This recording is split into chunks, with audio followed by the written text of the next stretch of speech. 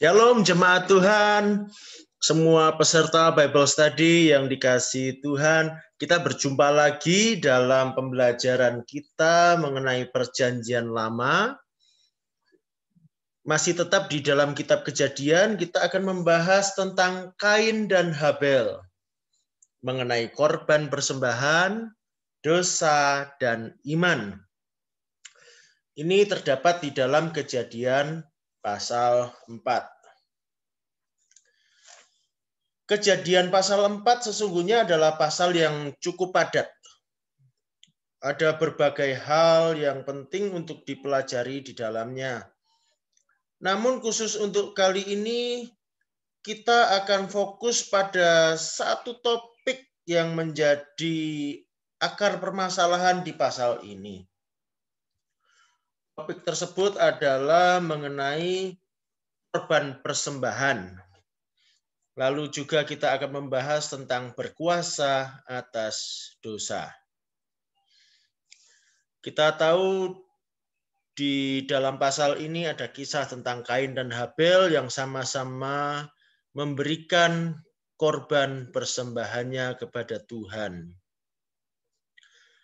Mengenai hal-hal yang lain akan kita bicarakan pada pertemuan berikutnya. Baik, mari kita mulai dengan melihat tentang dua korban persembahan. Ada dua korban persembahan di sini. Yang satu diterima, sedangkan yang satu ditolak. Mari kita lihat kejadiannya di dalam Kejadian 4 ayat 3 sampai 5. Setelah beberapa waktu lamanya, maka Kain mempersembahkan sebagian dari hasil tanah itu kepada Tuhan sebagai korban persembahan.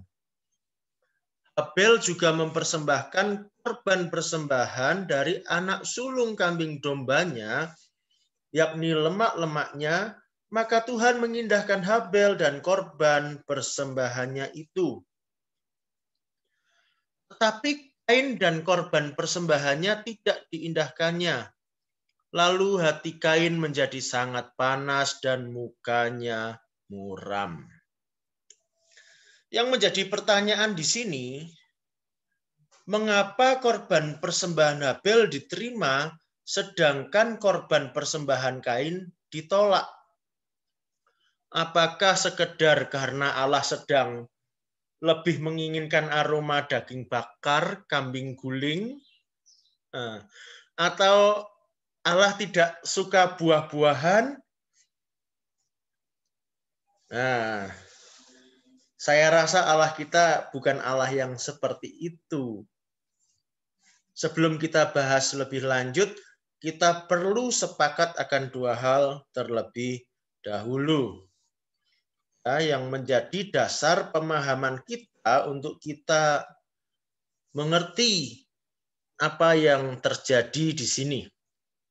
Yang pertama, Allah kita selalu bertindak dengan suatu alasan. Allah kita tidak pernah sembarangan. Dia Allah yang adil dan benar. Mari kita baca Ulangan 32 ayat 3 sampai 4. Sebab nama Tuhan akan kuserukan, berilah hormat kepada Allah kita, gunung batu yang pekerjaannya sempurna, karena segala jalannya adil. Allah yang setia dengan tiada kecurangan, adil dan benar Dia. Ini yang pertama. Allah kita Allah yang adil, Allah yang benar. Jadi tidak mungkin Allah kita melakukan sesuatu tanpa alasan. Lalu hal yang kedua yang perlu kita terima terlebih dahulu adalah bahwa sesungguhnya korban persembahan itu adalah prakarsa Allah. Allah yang memulai dan Allah menentukan caranya. Nah, ini yang akan kita bahas setelah ini. Kita akan melihat mulai dari sejarah korban persembahan. Kita sudah tahu, kita sudah belajar bahwa ketika manusia berdosa dan menjadi malu atas ketelanjangannya, Allah membuat pakaian untuk menutupi ketelanjangan mereka. Pakaian itu terbuat dari kulit hewan. Ini dapat dibaca dalam Kejadian 3 ayat 21. Kulit yang dijadikan pakaian tentu berasal dari hewan yang hidup. Artinya hewan itu dibunuh. Ada darah yang ditumpahkan sebagai tumbal untuk menutupi dosa manusia.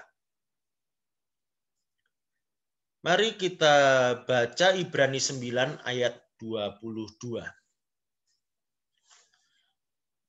Dan hampir segala sesuatu disucikan menurut hukum Taurat dengan darah. Dan tanpa penumpahan darah tidak ada pengampunan. Perhatikan, jadi untuk menutupi aib manusia akibat dosa, maka harus ada darah yang ditumpahkan.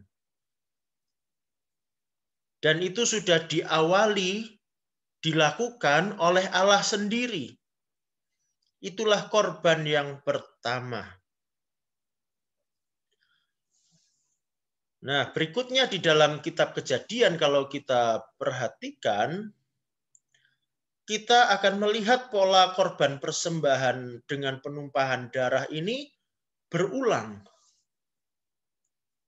Kita melihat Habel mempersembahkan domba di dalam Kejadian 4 ayat 4. Nuh setelah air bah surut mempersembahkan korban juga berupa hewan-hewan.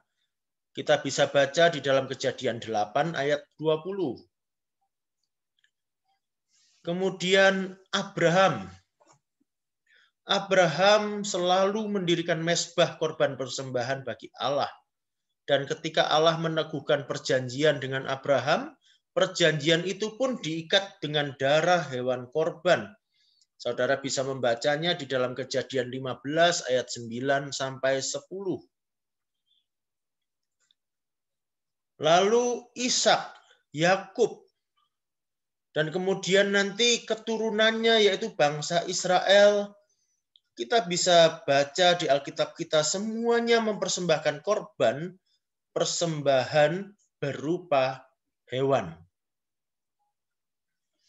Jadi ada pola yang berulang melintasi banyak generasi. Kalau pola itu berulang terus, tentunya ada yang mengajarkan. Tentu itu diajarkan turun-temurun.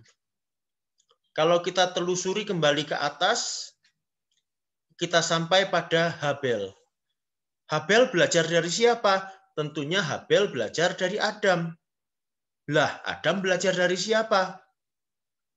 Nah, kalau kita perhatikan, di Taman Eden sebelum manusia berdosa, kita tidak melihat ada korban persembahan.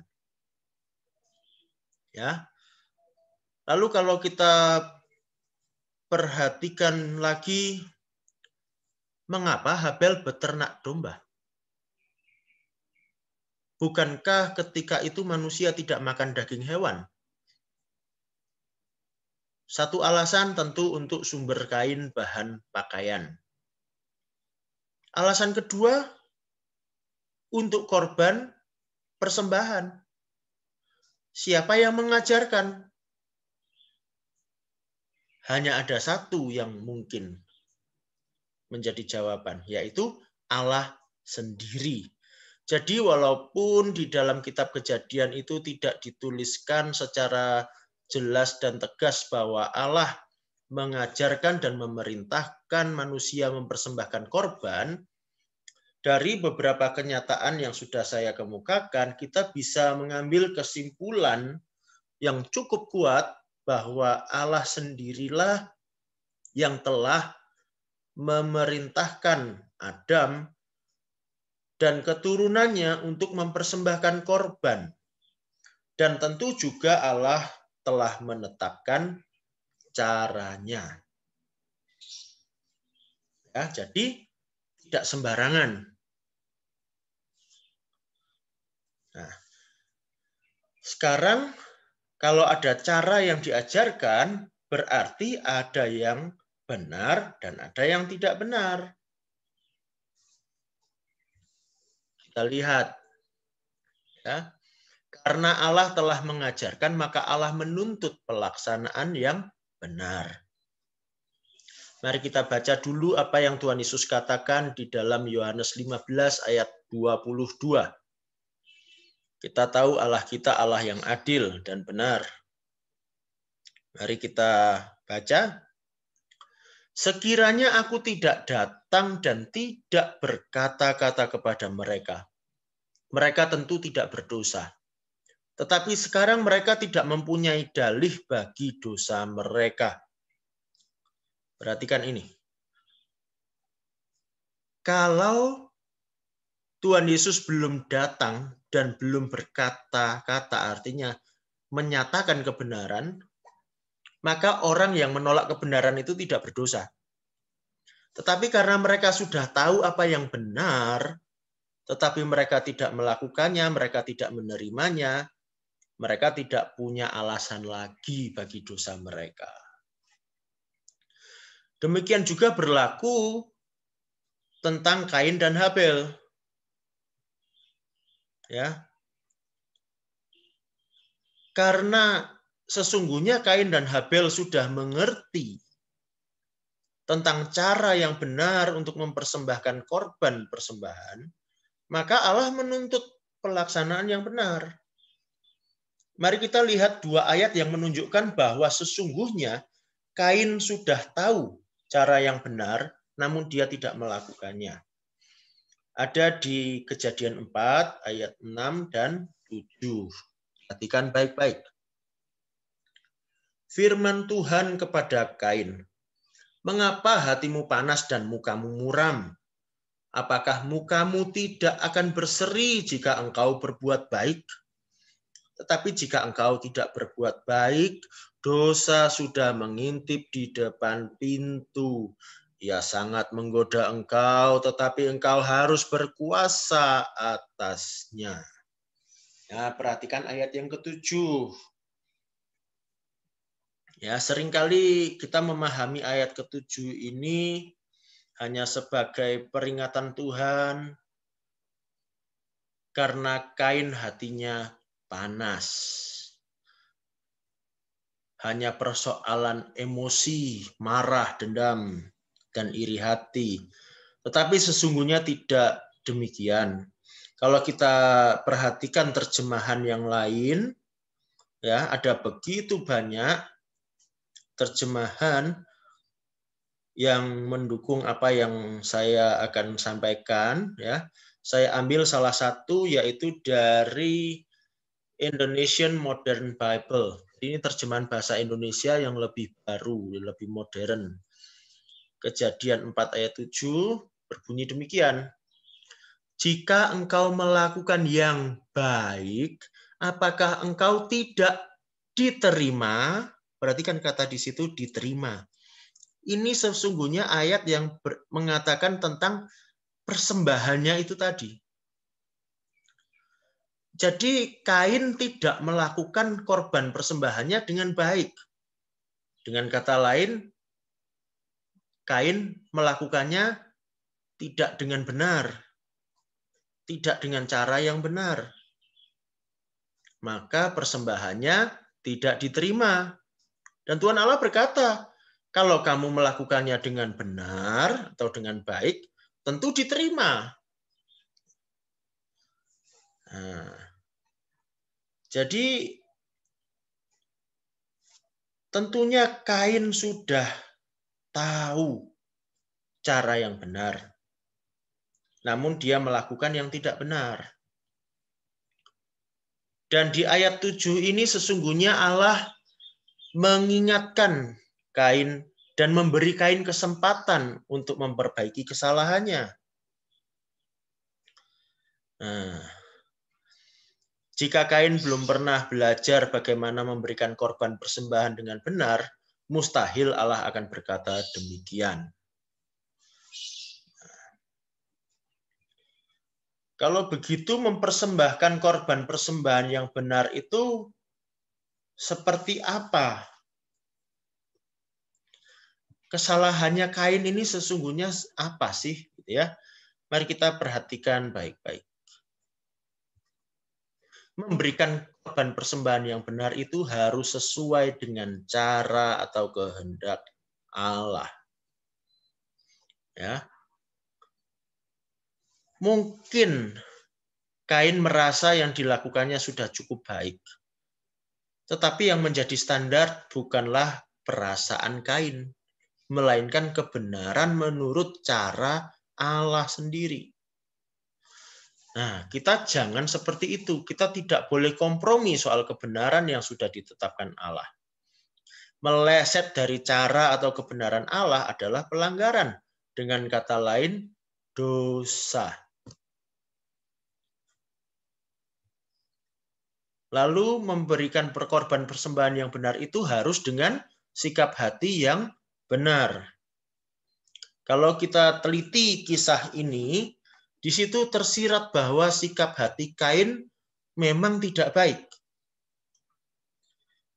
Coba bandingkan bagaimana Kain memberikan korban persembahan dengan Habel. Di situ dituliskan hanya Kain memberikan korban persembahan dari sebagian hasil tanah yang diolahnya. Berbeda dengan Habel.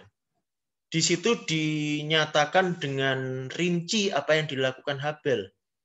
Habel mempersembahkan dari anak sulung domba-dombanya. Loh, bukan sembarangan domba. Anak sulung dari domba-dombanya. Apa yang dipersembahkan?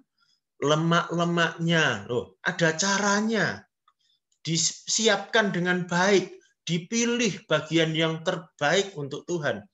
Sedangkan Kain rupanya tidak. Dia memberikan korban persembahan semaunya sendiri. Dan tidak bertobat ketika ditegur. Berarti sejak awal memang hatinya tidak baik. Dia tidak menghormati Allah seperti Habel menghormati Allah. Nah, sekarang kita sampai pada soal iman. Mari perhatikan Ibrani 11 ayat 4. Apa hubungannya dengan iman? Nah, kita baca ya, Ibrani 11 ayat 4. Karena iman, Habel telah mempersembahkan kepada Allah korban yang lebih baik daripada korban Kain. Dengan jalan itu ia memperoleh kesaksian kepadanya bahwa ia benar. Karena Allah berkenan akan persembahannya itu, dan karena iman ia masih berbicara sesudah ia mati. Perhatikan. Dikatakan di sini tentang iman. Itu yang membedakan korban persembahan Habel dan Kain. Tadi kita belajar yang membedakan adalah caranya dan sikap hatinya. Di sini kita membaca tentang iman. Apa hubungannya? Ada. Iman itu artinya apa sih? Iman itu artinya percaya. Tapi bukan sembarangan percaya. Iman itu percaya yang ditunjukkan dengan ketaatan. Nah, ini penting. Imannya harus benar. Harus percaya disertai ketaatan penuh. Roma 3 ayat 28 berkata, tanpa iman kita tidak akan dibenarkan. Roma 1 ayat 17 berkata bahwa orang benar itu hidup oleh iman. Nah, jadi kita harus memiliki iman seperti Habel, yaitu iman yang taat. Orang yang beriman itu tunduk pada standar kebenaran Allah. Kalau kita memiliki iman yang benar seperti ini, maka kita akan berkuasa atas dosa. Ingat, iman itu artinya percaya dan taat. Kita baca Yakobus 4 ayat 7. Karena itu tunduklah kepada Allah dan lawanlah iblis, maka ia akan lari daripadamu. Perhatikan di situ, tunduklah kepada Allah, artinya taat. Ya, itulah iman. Maka iblis akan lari. Sekarang kita perhatikan sekali lagi peringatan Allah kepada Kain di dalam Kejadian pasal 4 ayat 7. Ya, sama-sama pasal 4 ayat 7 ini. Ingat-ingat ya. Begini bunyinya. Apakah mukamu tidak akan berseri jika engkau berbuat baik? Tetapi jika engkau tidak berbuat baik, dosa sudah mengintip di depan pintu. Ia sangat menggoda engkau, tetapi engkau harus berkuasa atasnya. Perhatikan itu. Engkau harus berkuasa atasnya. Allah ingin Kain berkuasa atas dosa. Allah sesungguhnya ingin Kain menang. Bagaimana caranya? Dengan bertobat dan kembali taat kepada kebenaran Allah. Sayangnya Kain bukannya bertobat, malah sebaliknya makin menenggelamkan diri dalam dosa. Ya, alih-alih berkuasa atas dosa, justru Kain menaklukkan diri kepada dosa. Jangan kita seperti itu. Ya. Lalu bagaimana dengan kita? Berbeda dengan Kain, Tuhan Yesus sudah mati bagi kita. Kita yang telah menerima korban Kristus tidak perlu lagi mengorbankan hewan. Korban Tuhan Yesus sudah sempurna. Dengan itu kita telah dibebaskan dari dosa. Keadaan kita seharusnya lebih baik daripada Kain. Kalau kita baca di dalam Ibrani 9 ayat 24 sampai 28. Oke, saya bacakan ya. Ibrani 9 ayat 24 sampai 28. Sebab Kristus bukan masuk ke dalam tempat kudus buatan tangan manusia yang hanya merupakan gambaran saja dari yang sebenarnya, tetapi ke dalam surga sendiri untuk menghadap hadirat Allah guna kepentingan kita. Dan ia bukan masuk untuk berulang-ulang mempersembahkan dirinya sendiri, sebagaimana imam besar setiap tahun masuk ke dalam tempat kudus dengan darah yang bukan darahnya sendiri. Sebab jika demikian, ia harus berulang-ulang menderita sejak dunia ini dijadikan. Tetapi sekarang ia hanya satu kali saja menyatakan dirinya pada zaman akhir untuk menghapuskan dosa oleh korbannya. Dan sama seperti manusia ditetapkan untuk mati hanya satu kali saja dan sesudah itu dihakimi, demikian pula Kristus hanya satu kali saja mengorbankan dirinya untuk menanggung dosa banyak orang. Sesudah itu ia akan menyatakan dirinya sekali lagi tanpa menanggung dosa untuk menganugerahkan keselamatan kepada mereka yang menantikan Dia. Jadi Tuhan Yesus membawa korban darahnya sendiri. Cukup mati sekali saja, tidak perlu berkali-kali karena korbannya telah sempurna. Dan Dia telah menanggung dosa semua orang. Artinya kita ini, saudara dan saya, sudah dibebaskan dari dosa.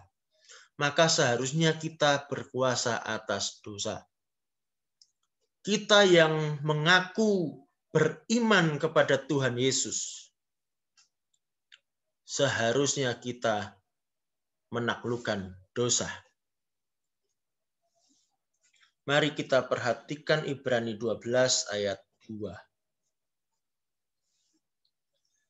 Marilah kita melakukannya dengan mata yang tertuju kepada Yesus yang memimpin kita dalam iman dan yang membawa iman kita itu kepada kesempurnaan, yang dengan mengabaikan kehinaan tekun memikul salib ganti sukacita yang disediakan bagi Dia yang sekarang duduk di sebelah kanan tahta Allah. Nah, perhatikan ayat ini di bagian dengan mengabaikan kehinaan tekun memikul salib ganti sukacita yang disediakan bagi Dia. Sebenarnya kalau kita perhatikan, kita bandingkan dengan bahasa aslinya dan terjemahan-terjemahan yang lain, sebetulnya kata yang tepat di situ bukan ganti, tapi demi. Ya. Jadi Tuhan Yesus itu mengabaikan kehinaan, tekun memikul salib demi sukacita yang disediakan bagi Dia. Apa sukacitanya Tuhan Yesus itu yang sampai Dia rela disalib demi memperoleh sukacita itu? Apa yang membuat Tuhan Yesus bersukacita? Ada di kalimat sebelumnya. Yang membuat Tuhan Yesus bahagia adalah ketika iman kita menjadi sempurna. Dia rela menderita supaya kita bisa beriman dan iman kita bisa menjadi sempurna. Kita dipulihkan, kita bisa menjadi serupa dengan Dia. Serupa dengan Kristus, serupa dengan Allah. Dan seperti Tuhan Yesus menaklukkan dosa dan maut, demikian juga kita yang ada di dalam Dia memiliki kuasa untuk menang atas dosa. Nah, jadi mari kita belajar hidup di dalam iman, dalam kebenaran, sehingga kita benar-benar menang. Ya. Satu ayat penutup, Yakobus 4 ayat 17, kita baca.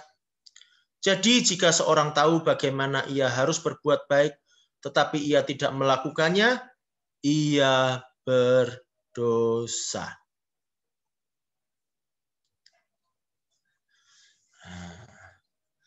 Kesimpulannya, ya. Jadi apa yang penting untuk kita hari ini? Yang pertama, kalau Habel mempersembahkan domba, kalau kita sekarang apa yang kita persembahkan? Roma 12 ayat 1 berkata kita harus mempersembahkan segenap diri kita, hidup kita. Ya. Sebagai persembahan yang hidup. Bagaimana kita mempersembahkan hidup kita? Yaitu dengan kita hidup di dalam iman, di dalam ketaatan penuh pada kebenaran Allah. Dan kita menaklukkan dosa. Ya, tunduknya kepada Allah, bukan kepada dosa. Dosa harus dikalahkan. Nah, sekali lagi kita baca Yakobus 4 ayat 17. Jadi jika seorang tahu bagaimana ia harus berbuat baik, tetapi ia tidak melakukannya, ia berdosa. Nah, tidak melakukan apa yang benar, itu sudah dosa.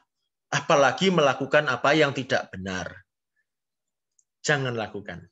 Mari kita semua melakukan apa yang benar, yang sesuai kehendak Allah, yang menyenangkan hati Allah, sehingga kita semua menjadi orang-orang yang benar, yang memuliakan Allah Bapa kita. Itulah yang bisa saya bagikan hari ini. Renungkan baik-baik, kiranya Tuhan Yesus memberkati Pertanyaan-pertanyaan, pendapat-pendapat silakan langsung saja tuliskan di grup. Kita akan berjumpa pada sesi diskusi pada Kamis malam. Tuhan Yesus memberkati.